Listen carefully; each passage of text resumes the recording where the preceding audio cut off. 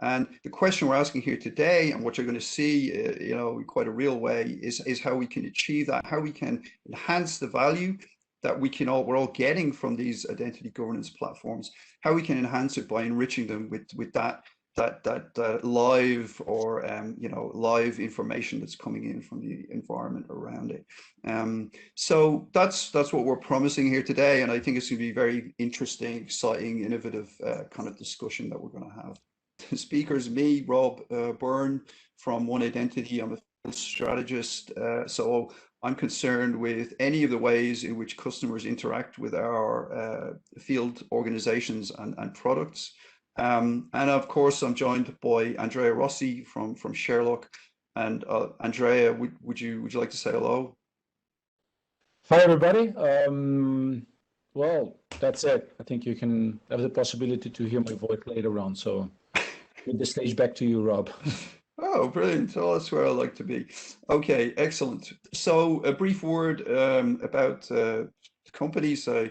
I hope you are aware that One Identity is a leading provider of software and services in the security space, notably with security platforms for governance, privilege, and securing your directories, all centered around the identity. So everything that's identity, come and talk to One Identity. That's what we do.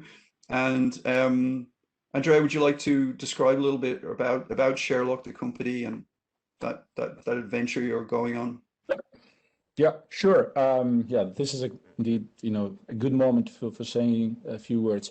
So Andrea Rossi, I call myself an identity veteran, and you can see that trade into Sharelock. So basically, Sharelock is a privately funded company established not too many years ago, and 70% of the team comes from a previous identity governance company called Cross Ideas that we sold to IBM. So our mission, in a way, it's a continuation of what we did with Cross Ideas. So we still play in better ways to improve all the identity governance processes, and this time we're doing it bottom up, analyzing behaviors and understanding risk and recommendation bottom up from behaviors rather than top down policy wise. I think that's enough for now. And again, you'll hear from me later. Yeah, cool. Okay, thanks. So with that, I'm just going to set the stage for what we mean by an identity governance platform, and perhaps a little bit of the ecosystem that we typically find around it, certainly at One Identity. So the story starts with the identity. The identity, as you know, in the modern world is a multifaceted object. It could be a person, a third party, a contractor, a partner, a business partner. It could be machine identities, technical service accounts, and so on. But the story, whatever the identity is, starts with the identity, because as is now famous, that's the one place in the modern distributed world where we can hang security policy. So that's cool. And we start with the identity, and certainly at One Identity, we build around that a set of services and software, which we call our identity-centric platform, for taking care of identity governance, the life cycle, the entitlement management, getting those directories secured, and of course having privilege in that environment. And the strength of that platform is that it is an integrated modular platform, and that's cool, and that's really nice for consumers of that as far as it goes. Okay, the reality, of course, is that the IJ platform doesn't exist on its own. It's connected naturally to authoritative sources for identities, to downstream target systems, and to various other systems typically that it might be sending information to. However, the challenges that we're seeing in the world at the moment, a world that is increasingly dynamic, a world that is experiencing a lot more breaches, a world that has this emphasis on just in time, everything's done just in time, just right, just sized exactly the way it should be, right? The zero trust approach. It's kind of pushing us front and center, and it's kind of forcing us to integrate more into what I would call loosely, generally, as the security ecosystem. So getting connected to those wider security partners that are all part of, keeping the enterprise safe and feeding those security events into the governance platform. So what we're going to see as we go through this then is the Sharelock approach to gathering those events, correlating them, and then injecting them into Identity Manager. And we'll see concretely how Identity Manager, our governance platform, can make use of those events to enrich the experience of security officers, business users, and just generally keep us all a bit safer, right? So if you want to think about it, in terms of where we are now, we've got who, what, why, when of access, right? We've got all of that. And that's all good. And the why part is somewhat subtle, and you won't always find it so easily, in the platform, but it is there. Identity Manager certainly can do that. What we want to get to is the should of access, right? Hey, because of activity or things that are happening in the environment, I can see you should not have that access, right? Or even perhaps better, I can see that you should have the access, right? Or at least I should bring the access that you're using under governance, right? So a lot of really exciting use cases that we can explore as we move on to that sort of should case, right? So that's it. We've got the governance platform. We want to connect it to the security ecosystem, and we want to explore the use cases, the value-add use cases that we can achieve when we do that. And that's what we're going to go through now. So, Andrea will take us through that. So we continue the journey. So first of all, I would like to position Sharelock in the who does what in the greater scheme of things in the compliance and security landscape. So if we think about One Identity, it's one of the great representative of the IGA IAM space. I mean, these platforms are designed to be, I say, top down. You define policies and you enforce policies through connectors and through a lot of provisioning and reconciliation. But typically, IGA platforms lack the ability to understand actual behaviors. Typically, the IGA platforms are connected to, I call them identity-rich platforms that goes from infrastructure like the VPN or access control down to the business application. They are rarely connected to perimeter security because, these environments, unless it's for privileged users, they lack the need for having users authorized. Now, if we move on the other side of the spectrum, there are CM platforms where you can find guys like IBM, Securonics, Splunk, Devo. I mean, despite what they do today, the main goal still is to store a bunch of data and be able to search the raw data for forensically purpose. But the way they detect threats is largely based on detecting footprints rather than the identity behind it. So as we say, they lack an identity data model. So as Sharelock, we are basically on one side continuing an improvement of the IGA concept, but on the other side, we're also filling a market gap where there is the need to understand activities and behaviors and anomalies out of the business application space or anywhere where there is an account ID under two different domains: understanding risky situations, typically insider threats situations like data exfiltration, compromised account, but also provide recommendation. And we like the idea that all these signals, behavioral signals, are enriching, providing a better way for users approving, rejecting, requesting access to be more in sync with the real life of actual behaviors. So that's what we do as Sharelock. Now, let's try to get into, I say, a new and behavioral day of a line manager. So let's start from an easy task. So the way we can provide recommendation. So imagine you're the manager, you're Ala Chester, and you're getting an email that is, please take a look at this, your guy of yours, one of your employees, Rosario, and you might take into consideration to revoke his account on the Cisco Call Manager. Why? Because he's not using it, but also 73% of his young peers according to the data we get from One Identity, are not using. So it really seems that it would be reasonable and sensible in the least security, and the principle of least security, to revoke this permission based on this recommendation. But of course, you can avoid to do it, okay? There is now another angle of this new and behavioral day, which is a little more aggressive. So to the same line manager, we say that one of his employees, in this case it's Bobby Ellingham, is performing a bunch of anomalous activities. And I like to restate this: performing anomalous activities, more than one, on certain applications, and that varies significantly compared to his historical habits. So it seems, according to our systems and thinking, that the situation is very risky. So we have suspended all of his credentials, and please take a look at what happened, because you're the one, dear business line manager, so not an IT guy, to restore it. So that's in a nutshell the starting of a journey. So let's take a look a bit behind the scene, how Sharelock operates.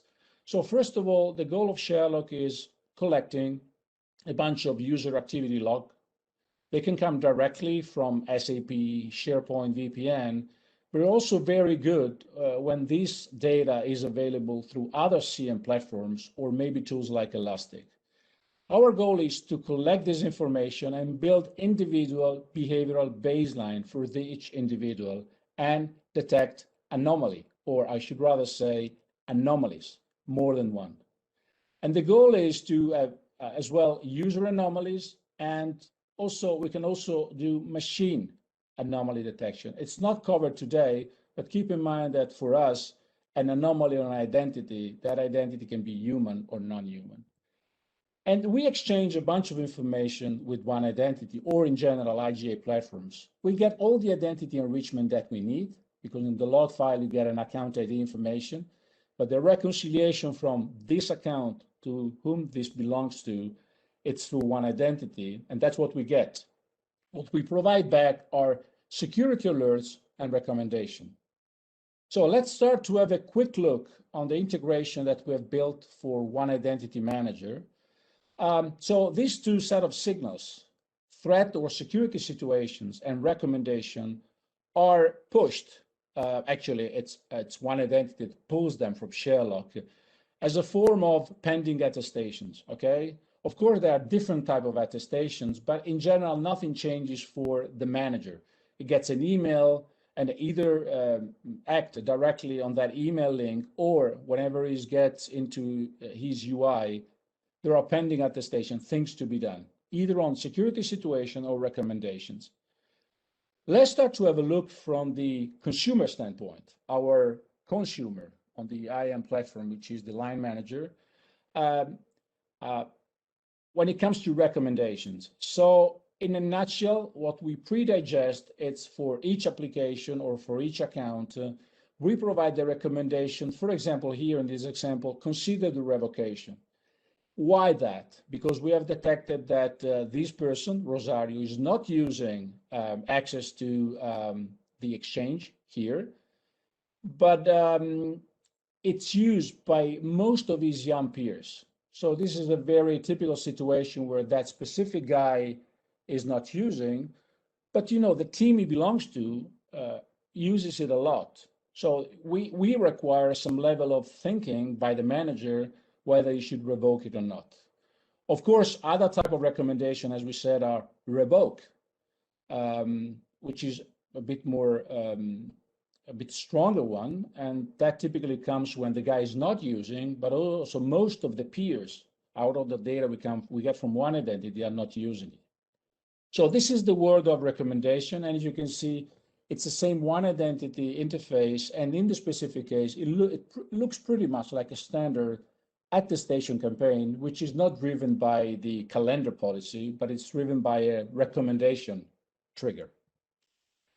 Now, when it comes to the signal that we call a security situation, I don't like to use the term threat, because when you talk to business people, they think threat equals something security IT folks have to manage. I like to think about security situation or risky situation. It's still sort of a certification campaign, but it's a very different one. In this case, the manager has a description on the right of the risk or potential risk that we have detected, and also the anomalous behaviors. In this case, only one, an anomalous usage of the VPN, but typically it's a combination of multiple anomalies. So the manager here can do two things: either first of all, you should talk to this person, Bobby, and say, well, there is something strange that the system has detected. Was it okay? And he might say, yeah, you recall that you asked me to do that overnight. And then the investigation is absolutely fine. That anomaly or set of anomalies is completely business justified. Or the manager says, well, no, listen, I've done my investigation, but it really seems there is something dodgy going on. And in this case, the manager, see a business manager like someone who's able to provide you a meaningful opinion on this security situation that typically is nowhere managed by the classic IT security SOC team, because they have no understanding of business application and business behaviors. So that's a quick tip of the iceberg of what the user interface look like. Yes, Rob. So yeah, sorry, yeah, I came off mute. Thanks, Andrea. So maybe just if you just go back one slide.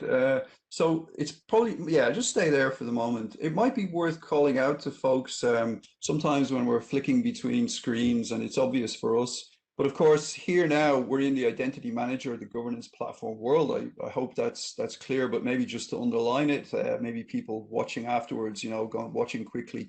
Here we are in the identity manager interface, standard access review, attestation capabilities here of the platform.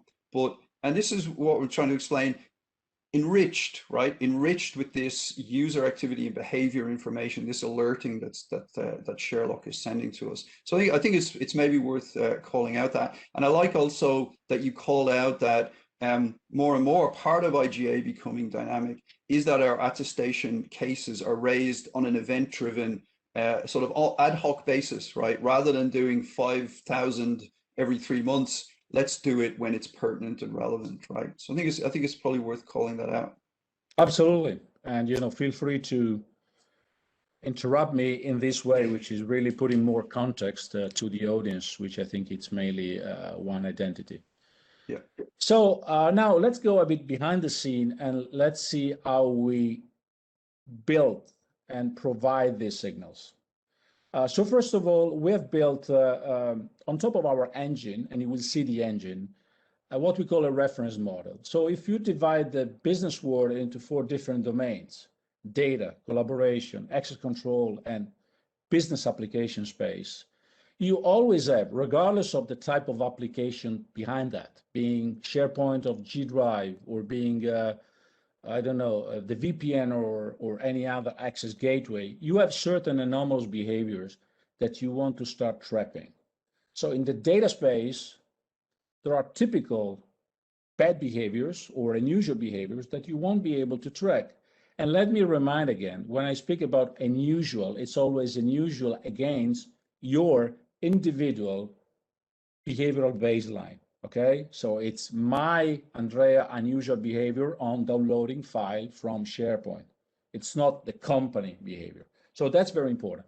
So these are unusual behaviors for each category. So we have the unusual download, the unusual file deletion. If we move to the collaboration space, you might have an unusual amount of outbound emails compared to his or her habits, an unusual size of the attachment.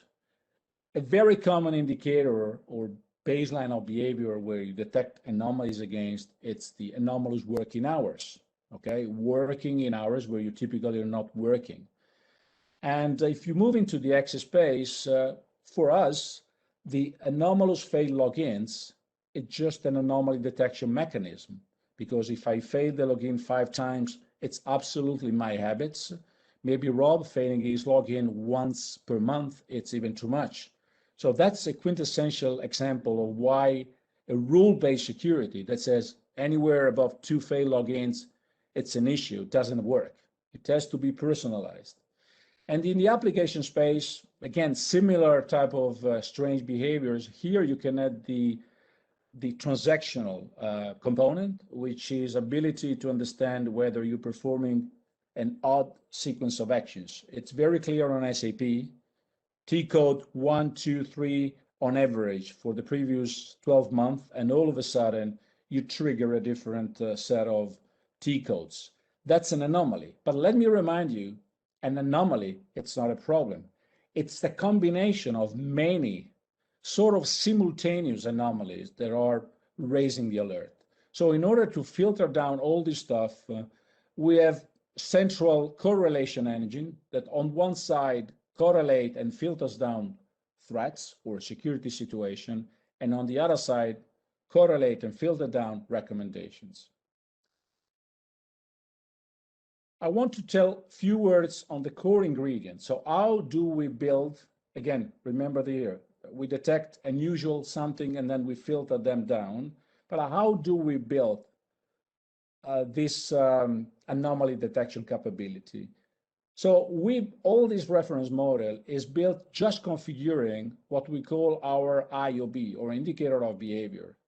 So in a nutshell, an IOB is nothing more than a score from 0 to 100 that detects anomaly on a given application, or maybe on a given attribute. Attribute on SharePoint log file could be the attachment size. So with the IOB, first of all, you need to set a baseline. You get historical data and you understand the historical habits, for example, on access, frequency of access to SharePoint. When you detect the anomaly, on a given day, you detect a sudden change of habit. And the last thing, very important, is to score that deviation, okay? Because a deviation which is low, I mean, who cares? But anything in our model above 80% has to be somehow observed and considered. But again, when it comes to systems like ours, which is fully driven by machine learning, you need to have one thing clear in mind. You need to filter down the few selected alerts that the business need to spend time on.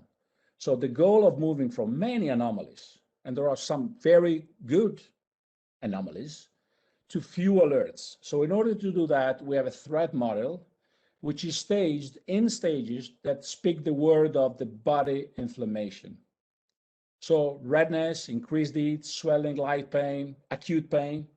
It's just a medical definition of how a body gets inflamed. So in a nutshell, it's a company decision whether to take the aspirin or something stronger in which stage of your sickness journey. So we always say that the more you move to the right, the more you should pay attention to that, the more it becomes light pain and so forth. We'll see this during the demo, so this is just a screenshot of the demo you're going to see in a second. Rob, anything you might want to add here? Well, yeah, there's obviously a lot, but I don't want to break the flow or anything, but could you say something about impact, right, which is the other side of risk, right? So if I might have a swelling, but it's just my wrist and it's not going to kill me, but if I have a swelling, I don't here or in, I don't know, my brain or something, that the impact of that is a lot harder. And so I'm going to anticipate your answer, because for me, part of the value of the integration that we're seeing here is that the governance platform has a lot of information about impact, because it has its risk model, it has the business impact aspects that it brings into what is coming from your world is low level logging information. We can that I think is the key message. I think perhaps here in this whole thing is bringing that real-time activity into a platform that knows about the business and knows about the business structure, and the impact is really important. I hope that makes sense. Absolutely right. And that's why I'm saying for us, Sharelock, this is just, the working with you, it's a continuation of a journey that back a few years ago was missing, this behavioral angle. So we provide information and then can become validated by the business impact that, the entitlement repository and data model you guys have. It's basically providing the final judgment on whether that security threat could be even more relevant given the impact it's having on certain applications, certain people, or certain entitlements. Right. All right, one final word about machine learning. Today, as you know, there is no webinar without machine learning, but I've seen a lot of fluffy bunnies out there. I don't know if you know the term, that's pretty American. Companies, they always do something with machine learning. So we want to be very specific on what we have built with machine learning. So you might recall that when we built the indicator of behavior, we pick a data set we want to analyze, maybe a given field of that data set, maybe the attachment size for each usage of SharePoint, and then we pick the best machine learning model to detect a given anomaly deviation. We'll get into that during the demo, but I want you to know that, first of all, we have built our own machine learning models. And not because we are fancy or we're cool or because we're scientists, because the only way to have accuracy on the way you detect the anomaly is to control these models, because they have to be tuned. So we didn't go shelfware with APIs out of Azure or AWS. We built our own models, writing our Python code.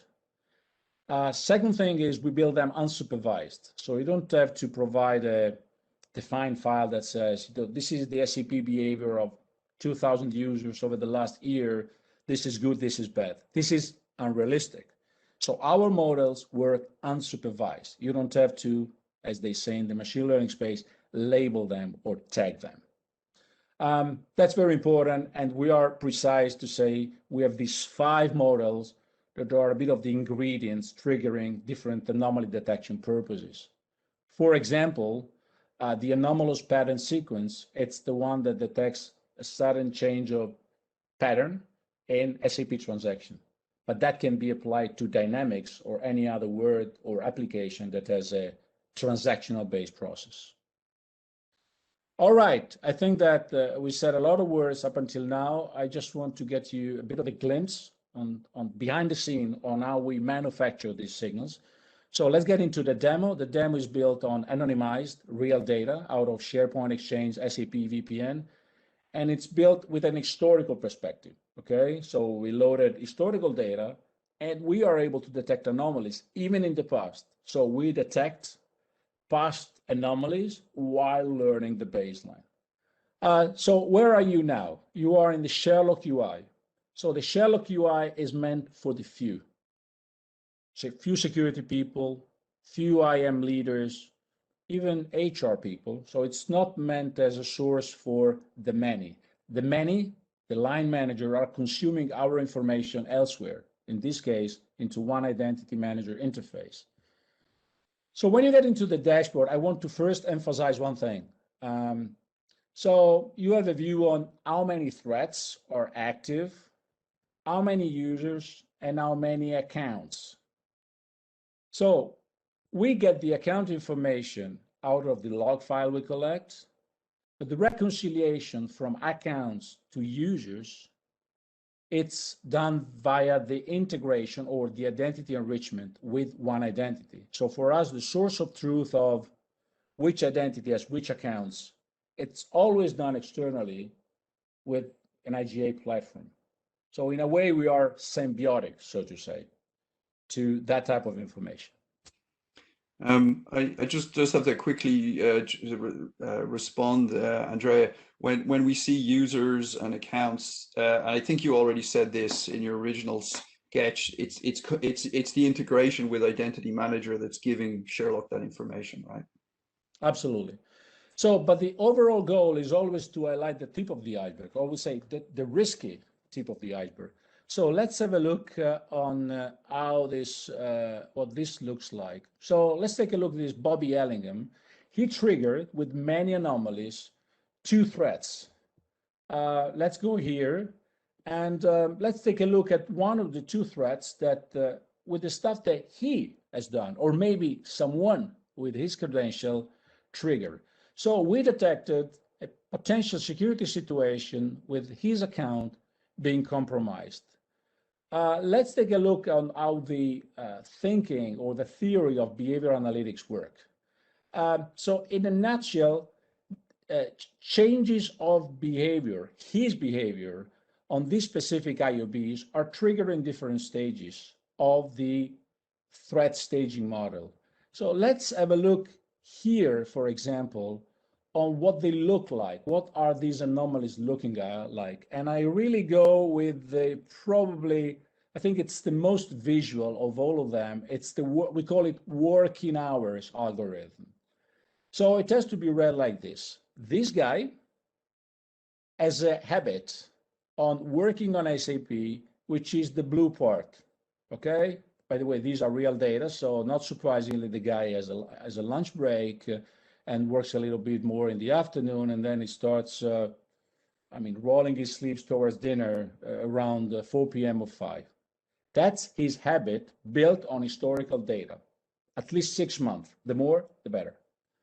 The gray part is what this specific person, or at least someone with this credential, has done on SAP on that day of Monday, 15th of March. And the red line, it's the way we score this anomaly. The closer to 100, 100 is super anomalous. When it gets to here, to slower amount, it's less anomalous. And here it's visually understandable because here it's very anomalous. It basically never worked, typically, so early in the morning. Again, there might be good reasons for him to work that early in the morning. He might have relocated to Asia Pacific to do that. So you always need to correlate this with other stuff. So now the same person has done also other interesting things. Like in the same day, probably the same day that he was working, in strange hours, he did what we call a novelty, which in a nutshell is not for the first time, but it was a significant new transaction that he launched on that day. And here you can see SAP T codes. Again, there might be good reason for these guys to start using very different, or I should say, new transactions compared to his past habits. But again, it's another clue, as Agatha Christie says. I have to also maybe say here, Andre, that's really interesting, the SAP T code side of things. So you're bringing some very fine-grained information about user activity, right, from the SAP system. There's no point bringing that to a governance platform that doesn't know what a T code is, right? So it's like, there's no point bringing pearls before. Yeah, I got it. The expression. So yes, so of course at One Identity we're very well positioned, and that would certainly be something a lot of our customers are very SAP oriented. So that could be very interesting. Example, I love the fact that you're calling and making a concrete system and calling out that system. Of course, there are many others that are also very important that we need to consider. Again, this model is built, it's a configuration of anomalies on specific attributes, on specific perspective you want to observe. Mm-hmm. So another one, and I'll conclude there, it's in terms of different type of, for example, here, one of the anomalies that we detected, but was triggered in just the very stage, was an anomalous failed login. So this person was failing on average. I always use this word average. It's not exactly an average, but I think you get it. One time, but that 12th of March, he failed login 33 times. Well, that might be a brute force attack. Someone who had his account ID and he was sort of deducting or interpreting or doing some magic with the potential password. So all in all, what I want to say here is we are able to manufacture different anomaly signals, and they have to be filtered down in a way that it reduces dramatically the number of false positives. Now, because for the sake of time, it's already 3:40. So very quickly, I want to let you know that there is the way you configure this stuff. It's just here. So you can build your own indicator of behaviors, basically ingesting applications and defining, what you want to observe, like a good mother, as we always say. And then you filter down into a catalog of threats, which is nothing more. Let's take a look at this one that we pre-configured. It's nothing more than the deviation you want to observe in different stages. So of course we prepared or some out-of-the-box rule set, so to say, or models, but you can change them and adapt them. One important thing, it's my last comment before going back to slide, it's the correlation window. What we do when we observe anomalies is not real time, meaning they have to happen in the same moment. And that's an enormous difference compared to the CM SOC space. We are like a secret service team of people. We observe strange things happening over time, and we correlate them over a time window. 7 days in this case, it could be 15 days, because insider threats are happening over a slow period of time. Yeah. So one of the things that we wanted to point out was that we've shown, a kind of a point demo. We've shown some interesting technology and innovation capabilities, but we're very conscious, right? We've all of us got a lot of experience in this domain. So it is a project. It is part of the program. This is not something that's going to work magic. It needs to be integrated into the identity governance program. And I want to say, I suppose we know how to do that. And we'll be here to talk to you about that. Maybe go ahead, just maybe to inject some realism there. In terms of hopefully following up with us, we'd love to, discuss more about these areas. I think as you hopefully you've got a good taste for the innovation and the things, the value and the kind of cool stuff as well that we can do with this kind of integration. I don't think it's even a matter of being cool. I think we're now obliged to address these questions. So it's a matter that we have to do it. As part of our day job. So get in touch with us. Sharelock are very open to tenant providing access, and at One Identity we are as well. So talk to us about this. We'd love that. Go ahead. And then, yeah, finally, as a conclusion here, just to wrap up, what we're doing is we're making governance platforms situationally aware, right? Connecting them into the environment, making it easier for business users to make decisions, and giving that information to people with the knowledge about whether it's normal or not.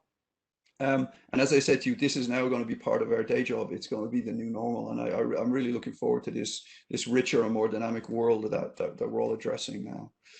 Just if you had any other last wrap-up points you wanted to make. Well, this question here, it's great because it all goes into trying to really understand which entitlement has been used. So today, most of the applications, but the SaaS cloud one, they have a bit of an original sin. So if you look at the application log files coming out of, Dynamics, SAP, and I'm just referring to the business application space, they are not really providing that entitlement information description that would be relevant to reconcile the activity with the entitlement association within the IGA platform.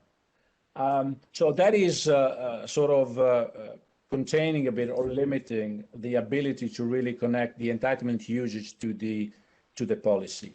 However, that is changing in the cloud world because more and more SaaS applications, they have the policy definition and the log file provides that information, whether the entitlement has been used or not, when, and by whom. So what I can say is this magic reconciliation of the two words, it's possible now with certain limits, given the ability to log information on a bunch of applications, but it's expected to change dramatically in the SaaS space. In a way, it's this magic word that is today in the market, KIEM.